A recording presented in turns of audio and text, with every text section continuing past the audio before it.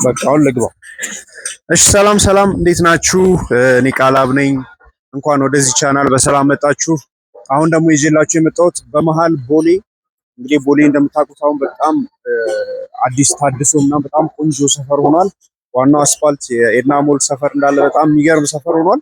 ከኤድና ሞል እንግዲህ ኦልሞስት 100 ሜትር ርቀት ላይ የሚገኝ ይህንን ሳይት ነው ይዤላችሁ የመጣሁት።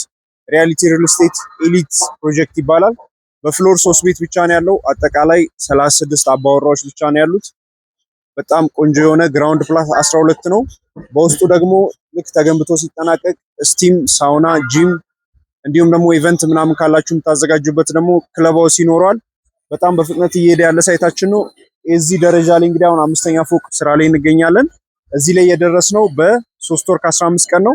አጠቃላይ ፕሮጀክቱ 1 ዓመት ከ6 ወር ይፈጃል ብለን ያሰብነው፣ ነገር ግን በጣም በፍጥነት እየሄደ ስለሆነ ከ1 ዓመት እስከ 1 ዓመት ከ6 ወር ብለን ያዘው።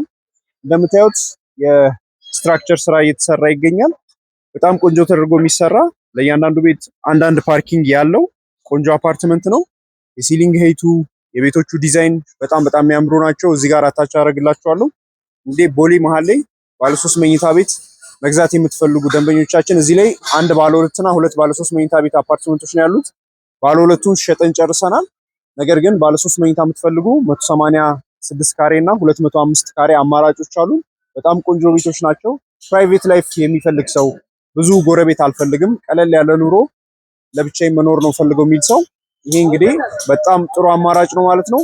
እዚህ ቤት ላይ ቤት ለመግዛት ከእናንተ የሚጠበቀው 10% ነው። የቀረውን በ1 ዓመት ከ6 ወር አድርጋችሁ ነው የምትከፍሉት።